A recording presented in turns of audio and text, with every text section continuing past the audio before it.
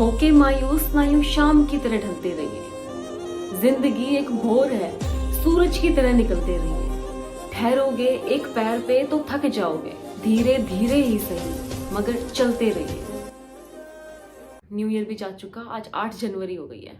काफ़ी बच्चे ये सोच के बैठे थे कि हम जनवरी से पढ़ना स्टार्ट करेंगे, तो आई होप आपने पढ़ना स्टार्ट कर दिया होगा। मैंने लास्ट जो वीडियो डाली थी न्यू ईयर पे, आई होप आपको उससे कुछ मोटिवेशन मिला हो।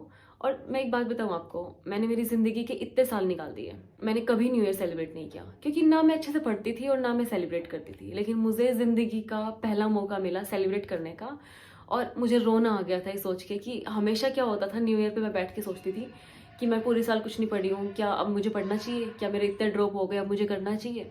हमेशा इसी टेंशन में, इसी चीज़ में निकल जाती थी। लेकिन ज़िंदगी का पहला साल ऐसा निकला है कि मैं दिल से खुश थी कि हाँ, फाइनली मैंने नीट क्रैक कर लिया और मैं एक मेडिकल कॉलेज में हूँ।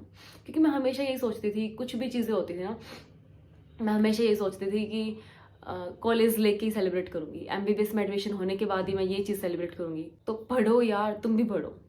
अभी तुम्हारी ज़िंदगी में मैं मान रही हूँ कुछ भी अच्छा नहीं चल रहा होगा, एक बार सिलेक्शन ले लोगे ना, तो ये छोटी छोटी चीज़ें तुम इतने अच्छे से सेलिब्रेट करोगे ना, जितनी तुमने अपनी ज़िंदगी में अब तक कुछ भी सेलिब्रेट नहीं किया होगा। क्योंकि सिलेक्शन लेने के बाद जब आप खुद को देखते हो कि हाँ, आप एक गवर्नमेंट मेडिकल कॉलेज में बैठे हुए हो, तो हर चीज़ सेलिब्रेट करने का आपका मन होता है। तो अच्छे से पढ़ो यार, हिम्मत मत हारो बिल्कुल भी। लास्ट के 4 महीने बच गए हैं, थोड़ा सा पढ़ लो बस।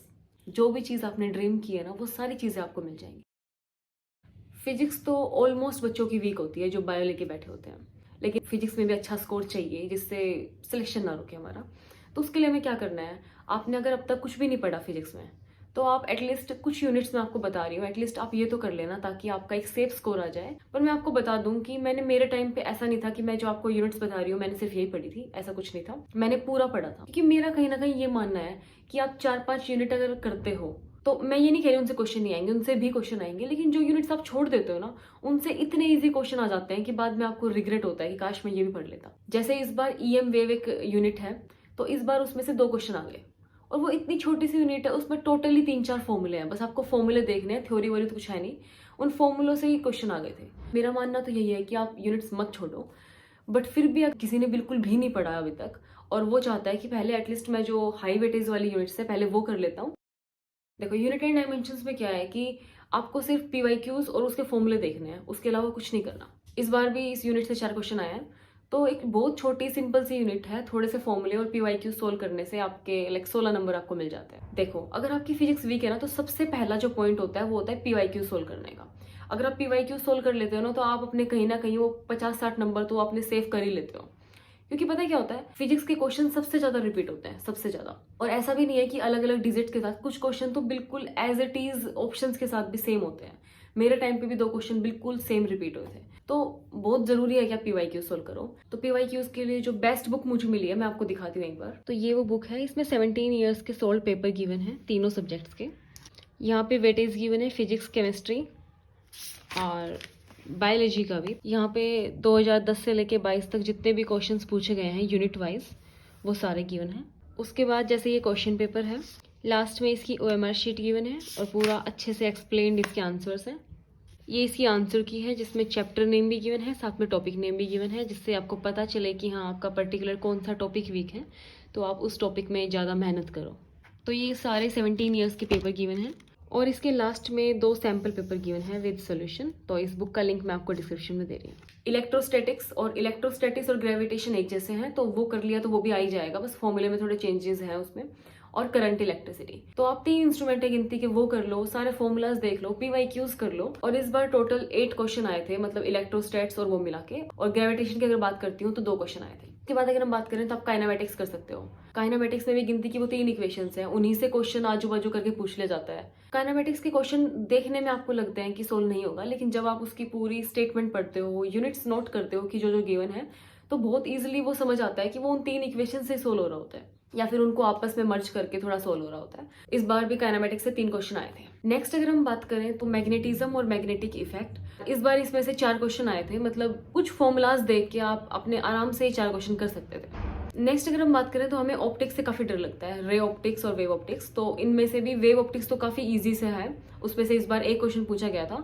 वेव ऑप्टिक्स में कुछ ज़्यादा फॉर्मूले हैं, आपको वो ज़्यादा ध्यान करने पड़ेंगे और उसके क्वेश्चंस भी आपको ज़्यादा प्रैक्टिस करने पड़ेंगे। तो आपको उसमें 2-3 दिन बैठ के आराम से देना पड़ेगा। इस बार भी उसमें से 3 क्वेश्चन पूछे गए थे। Next semiconductor. तो सेमीकंडक्टर्स के जो क्वेश्चंस हैं वो हमें पहले से पता होता है कि हाँ, एक फॉर्मूला बेस आएगा, एक थ्योरी बेस आएगा और एक वो लॉजिक गेट्स आएगा। तो वो तीनों का आप बहुत अच्छे से प्रिपरेशन कर सकते हो अगर आप उसके पीवाईक्यूज देखते हो तो, क्योंकि सेम टाइप का क्वेश्चन रिपीट होता है हर साल। नेक्स्ट अगर हम बात करें तो एटम एंड न्यूक्लियाई, बहुत ईजी सा चैप्टर है। आप मॉडर्न के जो बाकी जो चैप्टर्स हैं सेमीकंडक्टर्स को, रे ऑप्टिक्स, वेव ऑप्टिक्स, ये सब छोड़ के, तो इतने ईजी चैप्टर्स हैं कि आप उनको एक दिन में भी कर सकते हो। और उन सबको पूरा अगर मिलाया जाए तो 5-6 क्वेश्चन उसमें से आते हैं। इस बार एटम न्यूक्लियाई में से 3 क्वेश्चन पूछे गए थे।